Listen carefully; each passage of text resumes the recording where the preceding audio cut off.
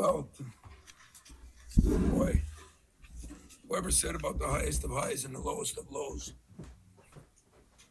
there's no question that our loss to Indiana was one of my lowest in my career because of the way we played, and give them credit the way they played, and disappointed a lot of people at home. And but to get back off the ground and do what these guys did tonight, especially when they got down 16 and the place was hopping, and Terrence's, shirts and jersey and everything they did for him, which was really classy. In fact, speaking of classy, he just came in my locker room and congratulated me. And I said, if you wouldn't have played here, I would have got this done a lot earlier, because we had a lot of losses to that guy. But, Brad is a good friend, and, this was a hell of an environment. And I can't think of a better way to bounce back than winning here, because there's been some wars over the years, and I have great respect for their program. But wow, what a win for us. We played pretty well most of the way. We had some stretches early where we didn't, and they capitalized. But to out-rebound, to have 7 turnovers, which is a season low for a team that turns it over too much, was great. So I'll just answer any questions you got instead of rambling on. You raise your hands, we'll get Mike Steven. Tom, as far as the performance overall, have you ever been part of something like that where you close on a 15-0 run, they go scoreless for 8.5 minutes, the final of the game, and what do you have to say about Jackson Fuller's performance tonight? I thought, his was phenomenal. I thought a lot of guys played pretty well. My guards did some good things. But Jackson had one of those career nights. He hit a couple of threes, opened things up for us a little bit when we were struggling and down. And then we went to him in the second half, and I thought he responded. And give the players credit, too. They kept saying, Jay said to me, get it into Jackson, I'll get it to him. And when you have players talking about other players, it's always a positive. Tom, the part you mentioned with Jackson, he goes scoreless for a long stretch there and has a 3-point play and then hits the three. But the three's set up by the offensive board that you guys got. Wondering about the last maybe 5 minutes and the job that the guys did on the boards for you.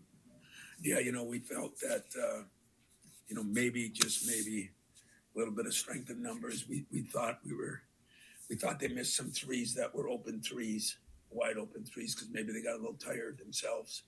And Brad did a good job of rotating his guys too. But this time of year, like we have, you think about what we have and what he has. It's Saturday night, Tuesday night, Friday night, and so this time of year, fatigue sets in, and I thought they missed some good threes, but I thought we got some big time offensive rebounds, and that was the difference in the game. That stretch at the end of the first half where Cohen and Jackson combined for, I think it's 18. But how important was that to go into halftime to tighten that things out, and how did that run come together? Oh, it was very important because we were down and out. And that crowd was ready to explode. They did explode. And when we were 16, 14, whatever we were down, and we cut it down to 10, and we talked about cutting it down to 6, and we cut it closer than that. So I think anytime you can go on a run like that, it's very impressive and important when you're on the road, because you don't want to get this crowd. And then at the end, we did a pretty good job switching out on things. Coaches did an incredible job. My assistants on the scouting of it. And, we played well, and I think they played well, and then I think they missed some shots. And unfortunately for them and fortunately for us, I think there were shots that they normally make, some of them. We played pretty good defense because that's a hard team to defend, but they missed some good shots too. You were down 16 at one point in the first half, and you talked about the crowd. What do you think of the resilience of your group in this game? The way they were able to settle back and kind of flush that first half. Yeah, I told you guys a month ago that there's going to be some losses. I told you there's going to be some ups and downs. You look what happened today all over the country again. When you start playing these bigger conferences and you start playing 20 conference games, it's hard to stay focused and solid, every time. And you know, I knew it. I said it. I didn't do a good job corralling it and trying to do something about it. You know, I came to my press conference after Indiana and said I did a poor job, and I did, and I vowed that that would never happen again. And I don't know if I did a better job, and my team sure as hell did. Over here, I'm wondering, for you now that you've got the record to break Bob Knight, I know you've talked about it a little bit, but what does it mean, and what does it mean maybe for the rest of the team to get that now behind you? You know, I don't think it was an elephant on our backs. It wasn't on mine. I said it, and everybody thinks it's humbly. He won 3 championships. I'd turn that in for the record any day. I could turn it in. But what I am proud of is I tell each team each year there's something they have to leave here with that's different than everybody else. And this team, you know, will get to at least leave and tell their grandkids they were on the team. I remember when Mike Krzyzewski broke the record. It was against me. I was the sacrificial lamb in New York. And, you know, I just went down and I congratulated him. I felt honored that I played in the game. You know, Brad was so classy and everything. But what I'm proudest of, I think I looked it up a couple weeks ago, and I think I've had 148 players that I've coached that have been part of these 350 some wins. I've had 6 and 7 presidents and ADs. I've had, I think, 18 assistant coaches and trainers and different people. I mean, they're all part of this thing. But the greatest one for me, and I was impressed with the crowd tonight. I think there were 6,600,000 and some thousand people that helped me win 354 games. The fans in the stands. And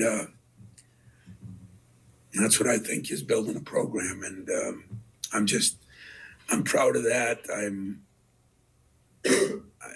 There's some of me that says Bobby Knight deserves to have it. You know, I coached another year than him. I played probably more conference games than him. But if I can be in the same breath with him on that, that's cool for me. I had great respect for him as a coach, and he helped me a lot in my younger days as a head coach. So I'm hoping he and Judd and Gus or my dad are having a beer, and Judd telling Bob that I didn't play zone, and Bob telling Judd that I something else, and Gus just being happy as 10 men, because that was Gus. So my dad, I'm sure he's proud, but it's the players, guys. It's the fans. It's the presidents. It's the ADs. It's the people that all made this possible for me to have a chance to accomplish something like that. And I didn't shoot.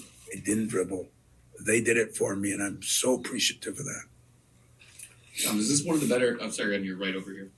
Is this one of the better finishes, better road wins you guys have had in quite a while, just given the environment, down 16, and what you guys were able to do? Yeah, I'd have to say it is, especially when, you know, Brad and I talk often. I love his AD. I think he's a guy that Josh gets some things done. He fights for things. And so there's respect here, you know, all the way back to the Bruce Weber days. You know, I've had a lot of, we played against each other for a lot of important things over the years. And I guess I was thrilled. I was kind of shocked. I didn't think we played that well early. And then when we got rolling, we just kept rolling, and they missed some of those good shots. And I'm going to sure as hell enjoy that ride home. You know, they can send us to Boston if the weather's bad up there, and I'm not going to care.